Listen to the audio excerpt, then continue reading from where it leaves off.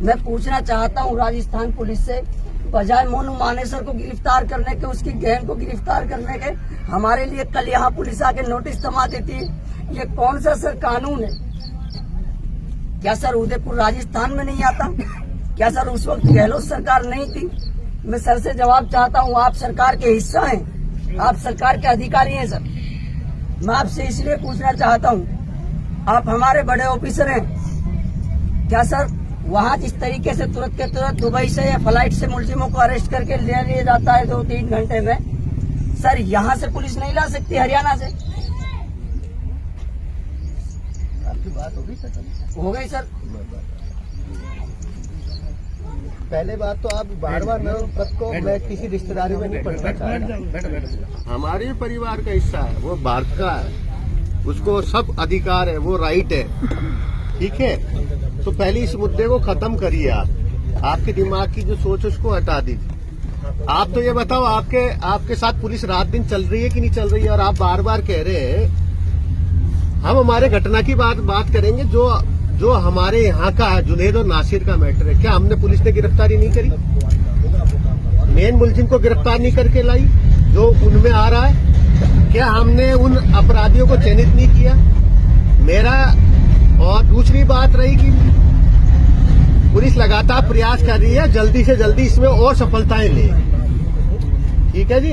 और मेरा वो नहीं है आपसे कोई, मैं ये चाहता हूं कि आप लोग हमारी बात से सहमत हो, तो अपने अपने इसको, आप लोग धूप में रहते हो तो हमारा भी बहुत दिल दुख पाता है। सर एक सवाल पूछे। एक मिनट सर, एक मिनट में आप 10 पूछ लेना भाई। मेरा तो ये है कि आप लोग जो यहाँ बैठे हैं तो बहुत दिल दुख पाता है कि हम लोग मेहनत भी कर रहे हैं और हमारे को आपका भी ख्याल रहता है। आप तो बिल्कुल सही है, इधर देखिए आप मेरी तरफ। हो सकता है कि 5 उंगलियां कहीं बरोबर नहीं होती है, तो इसीलिए हम आप लोगों को आगाह करते रहते हैं कि हमारी अगर व्यवस्थाएं ठीक है तो कुछ समय के लिए आप लोग इस चीज को धरने को बंद करें। मैं जो बीकॉम सेकेंड ईयर कर रहा था, दीपावली की छुट्टियों में अपने घर गया और टपूकड़ा से अपने भाई की बोलेरो को मैं ले आया और उसने बोलेरो को वहाँ खड़ी की। अगर उसको कोई अपराधी होता तो पुलिस की गाड़ी को देखकर वो भाग जाता, वो डंडा जो डंडा को कूदकर पल्ली तरफ चला जाता, लेकिन उसने बड़े आराम से गाड़ी खड़ी की। इतनी देर में 4 पुलिस के आदमी उतरे, एक इधर खड़ा हो गया, एक इधर खड़ा हो गया और 2 उसके सामने गाड़ी के खड़े हो गए। और जो कंडक्टर साइड था उसने AK-47 से उसको बैठे बैठे खत्म कर दिया है जी। और फिर CBI में जब जांच गई तो उसने कह दिया वो तो वैसे ही चल गई, मैंने मन से नहीं चलाई थी, वैसे ही चल गई वो तो। और उसके बाद जो है 10 आदमियों को यहाँ गोपालगढ़ में 55 आदमियों को जख्मी किया था, उनमें से 10 आदमी गोपालगढ़ की मस्जिद में नमाज पढ़ते हुए मारे गए।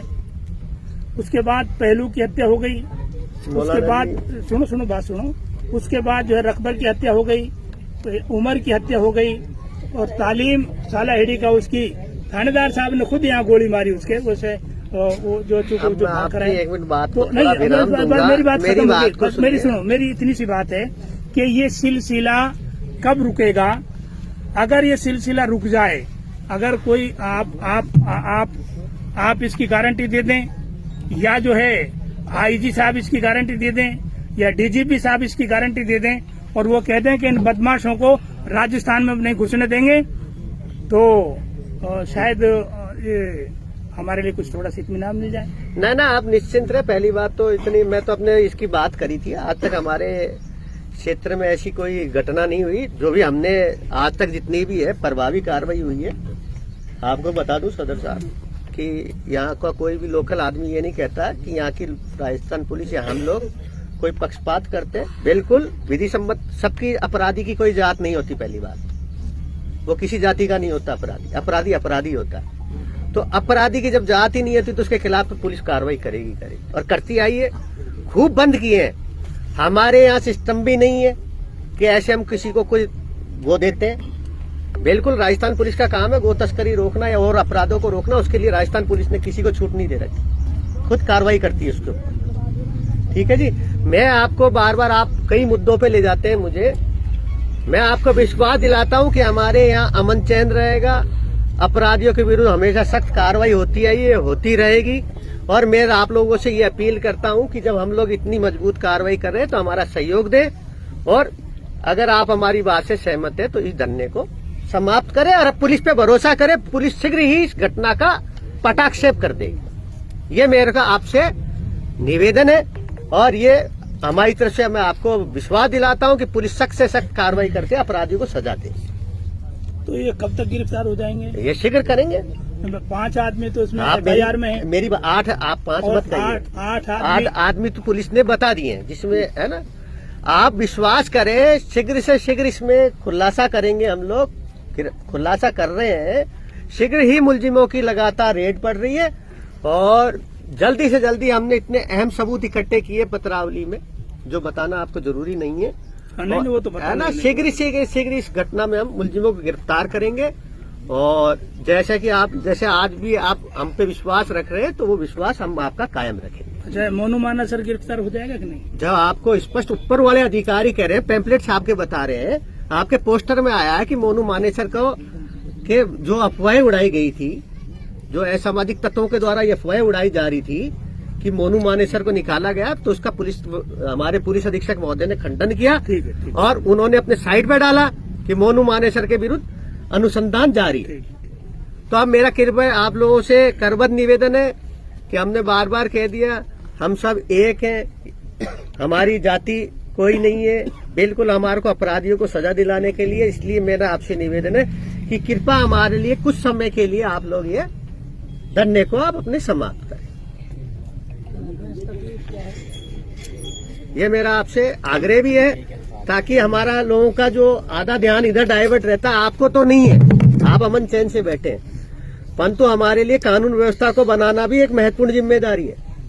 हम आपकी जबान पे ही ये नहीं सोच सकते आप तो सही हैं, ठीक है, परंतु हम नहीं समझ सकते, इसलिए हमारा ये है कि हमारे को पूर्ण रूप से उस कार्य में करने दें। उसके लिए मैं थोड़ा सा अर्ज कर दूं। हाँ। सुबह फजर की नमाज में मौलाना जमीर साहब यहाँ नमाज पढ़ने के लिए आए थे, जो हमारे धरने से मतलब उनको असहमति से नजर आती है।